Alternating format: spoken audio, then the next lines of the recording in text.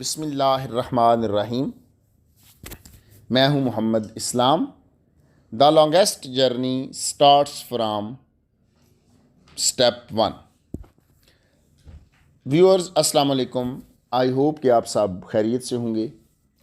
आज का हमारा टॉपिक सिविल लॉ सीपीसी से रिलेटेड है और आज हम डिस्कस करेंगे सीपीसी का आर्डर 2। आर्डर 2 जो बेसिकली डील करता है फ्रेम ऑफ सूट से रिलेटेड।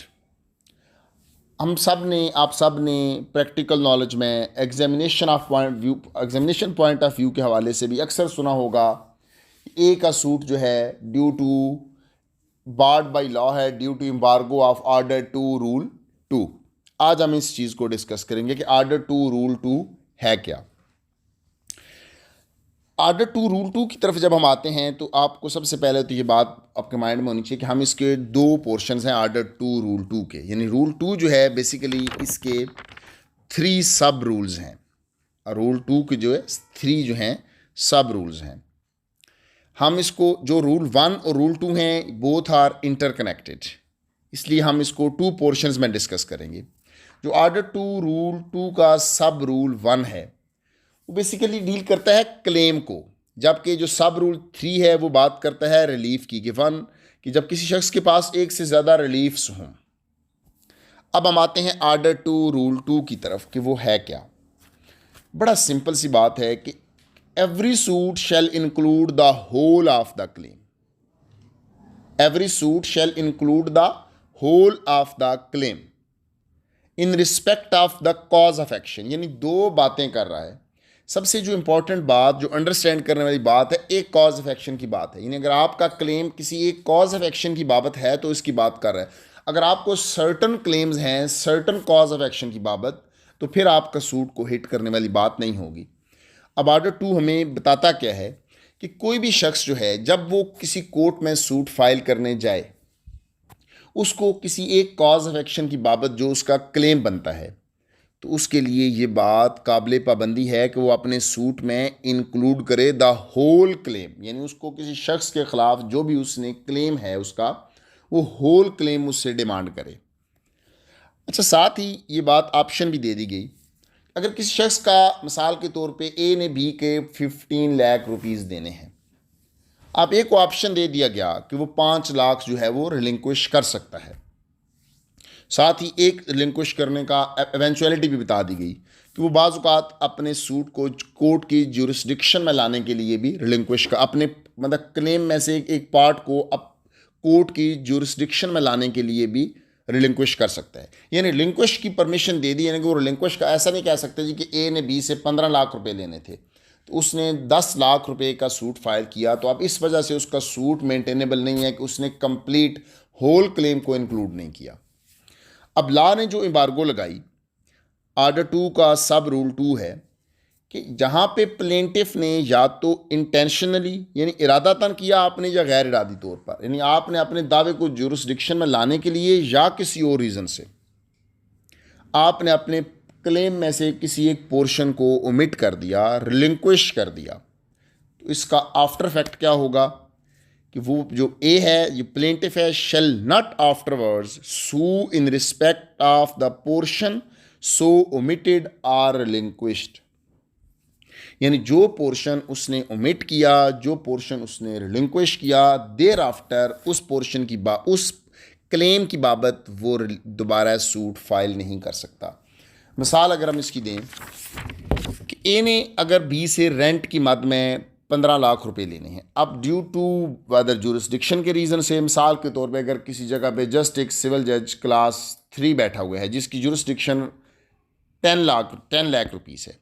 अब ये समझता है कि वो अपना दावा जो है वो इसी कोर्ट की जुरिस्डिक्शन में रहे, उसको किसी दूसरे स्टेशन पे ना जाना पड़े, तो वो उसके पास ऑप्शन है कि वो अपना 2 लाख रुपए को ओमिट कर सकता है, रिलिंक्विश कर सकता है।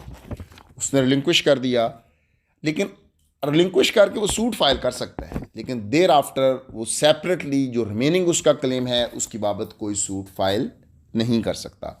इसी तरह अगर उसने आपने अकाउंट्स की बाबत को, अकाउंट से मुतल्लिक अमाउंट की बाबत को रिकवरी करनी है, किसी भी किस्म का कोई जो आपका क्लेम बनता है, अगर आपने उसके किसी पार्ट को, उसके किसी पोर्शन को ओमिट कर दिया, रिलिंक्विश कर दिया, तो देर आफ्टर आपका सूट जो है वो बार्ड होगा। अब हम आते हैं जो ऑर्डर 2 का सब रूल 3 है। सब रूल 1 जो था, ऑर्डर 2 का सब रूल 1 बात कर रहा होल क्लेम की। सब रूल 3 कहता है omission to sue for one of several reliefs.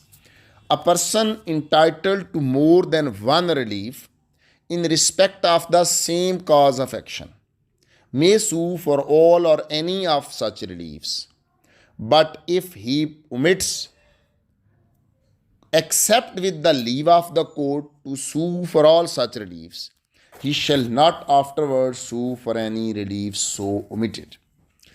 अब ऑर्डर 2 का सब रूल 3 बड़ी सिंपल सी बात है कि अगर किसी भी शख्स को एक से ज़्यादा उसके रिलीफ्स हैं किसी शख्स के ख़िलाफ़, ए के सर्टन रिलीफ्स हैं बी के अगेंस्ट, तो ए के पास ऑप्शन एक, लेकिन क्वेश्चन फिर वही है कि एक ही कॉज ऑफ एक्शन के बाबत, इन respect of the same cause of action. अब लॉ ए को ये बात के लिए पाबंद करता है कि उसने वो तमाम रिलीफ्स जो हैं जो उस सेम कॉज ऑफ एक्शन की बाबत हैं थ्रू आ सिंगल सूट सीक करने हैं। हाँ, इसमें साथ एक एक्सेप्शन भी एक को भी दे दी गई, अगर वो कोर्ट से परमिशन ले ले then the situation will be different. मतलब अगर वो with permission of the with the leave of the court होगा तो फिर उस पे ऊपर बार नहीं होगा, फिर यानी उसका सूट जो है बार्ड बाई लॉ नहीं होगा। लेकिन उसने अगर परमिशन भी, कोर्ट से परमिशन भी नहीं ली और अपने रिलीफ में से कुछ पोर्शन जो है उसने उसको ओमिट कर दिया, अब जब ऐसी सूरत हाल होगी, उसने अगर उस पोर्शन में से किसी पोर्शन को ओमिट कर दिया तो देर आफ्टर वो उस बाबत दोबारा सूट फाइल नहीं कर सकता। मिसाल के तौर पे अब ए ने को सूट फाइल करना है पोजेशन की बाबत और उसको उसने डेक्लेरेशन भी सीक करनी है, तो जो ए है वो अगर सिर्फ सूट फॉर पोजेशन सीक करता है तो सब्सिक्वेंटली वो suit for declaration of title जो है सेम काज ऑफ एक्शन की बाबत, अब ये उसके लिए बार होगा, क्योंकि उसको दोनों, अगर उसको दोनों रिलीफ उस वक्त रिक्वायर्ड थे तो फिर उसको दोनों ही सीक करने चाहिए थे। अगर उसने दोनों सीक नहीं किए तो फिर जो लेटर ऑन उसका रिलीफ होगा वो जो उसने पार्ट उसका ओमिट कर दिया वो नहीं कर सकता। अच्छा, हमने ये तो इसका डिस्कस किया कि ऑर्डर 2 रूल 2 हमें बताता क्या है। दो बातें, होल क्लेम हो या रिलीफ्स की बात हो। आगे इसकी सर्टन बातें हैं। एक तो आपके माइंड में आएगा कि इस रूल का बेसिक पर्पज़ क्या है। देखिए, जो बेसिक ऑब्जेक्ट है ऑर्डर 2 रूल 2 का वो ये है कि टू पार्टियों को being wax twice for the same cause of action, यानी किसी भी शख्स को दोबारा किसी बात की एग्नी को फेस करने से रोकना। To prevent multiplicity of litigation से रोकना। देखिए, इसके लिए जो है कोर्ट का टाइम भी इसमें बचता है, पब्लिक एक्सचेकर इन्वॉल्व होता है, यानी हर चीज़ की बेसिकली लॉ मेकर ने इस रूल को बनाने का पर्पज़ ये था कि कोई शख्स ऐसा नहीं, अब ए को हम ऐसे लॉ परमिट नहीं कर सकता। ए ने बी से 2 मिलियन रुपीज़ लेने हैं, वो पहले 5 लाख का सूट फाइल करे, फिर अगेन 5 लाख का करे, दिस इज़ नॉट परमिटेबल। अब ये तो हुई एक बात। अब आपके माइंड में दूसरा क्वेश्चन ये है, अगर किसी वक्त फ्रॉड से ए को बी के अगेंस्ट कोई चाहे क्लेम था या रिलीफ्स थे, अगर जो बी है वो ड्यू टू फ्रॉड प्रिवेंट करता है ए को मुकम्मल क्लेम सीक करने में या मुकम्मल रिलीफ में, तो देन जो ऑर्डर 2 रूल 2 है वो हिट नहीं करेगा, क्योंकि जब फ्रॉड आ जाएगा, हमने लिमिटेशन एक्ट में भी पढ़ा था कि जो इफ़ेक्ट ऑफ फ्रॉड है फिर आपकी लिमिटेशन ही इवन स्टार्ट नहीं होती। इसलिए जब अगर उसने फ्रॉड से उस किसी शख्स को ड्यू टू सर्टन फ्रॉड, यानी अगर उसका जो क्लेम था वो सारा वो क्लेम 15 लाख का the basis of certain document, अगर उस डॉक्यूमेंट को ही बी ने कंसील किए रखा या इसके अलावा किसी भी उसके ऐसे एक्ट की वजह से ये जो है वो अपना सारे रिलीफ सीक नहीं कर सका या द होल क्लेम अपना सीक नहीं कर सकता, तो अगर वो बात फ्रॉड की आएगी तो फिर ऑर्डर 2 रूल 2 में बात जो है वो सूट हिट नहीं होगा। अच्छा, आगे आपके माइंड में एक और क्वेश्चन आ सकता है कि क्या during pregnancy of the suit जो है, क्या ऑर्डर 2 रूल 2 रोकता है अमेंडमेंट इन प्लेंट या नहीं रोकता? Answer is no.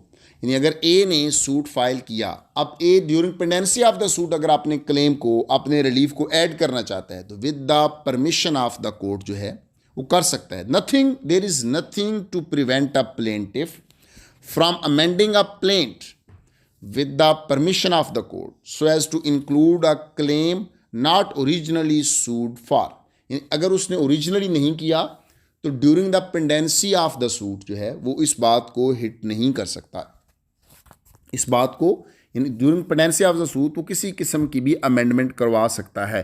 बाकी अमेंडमेंट जो करवानी होती है वो फिर अदालतें देखनी होती है कि nature and complexion of the suit change ना हो।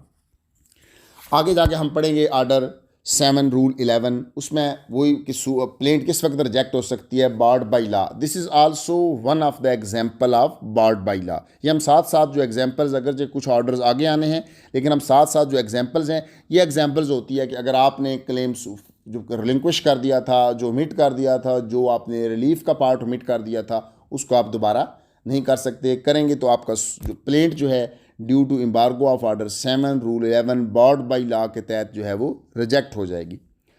आई होप कि आज हमने बड़े सिंप्लीफाई तरीके से सिंप्लीफाई करके ऑर्डर 2 रूल 2 को मेनली डिस्कस किया। होप कि आपके तमाम क्वेश्चंस, तमाम क्वेरीज का आंसर आ चुका है। अगर इसके बावजूद आपके माइंड में कोई क्वेश्चन हो, कोई क्वेरी हो तो आप कमेंट बॉक्स में पूछ सकते हैं। Thank you so much.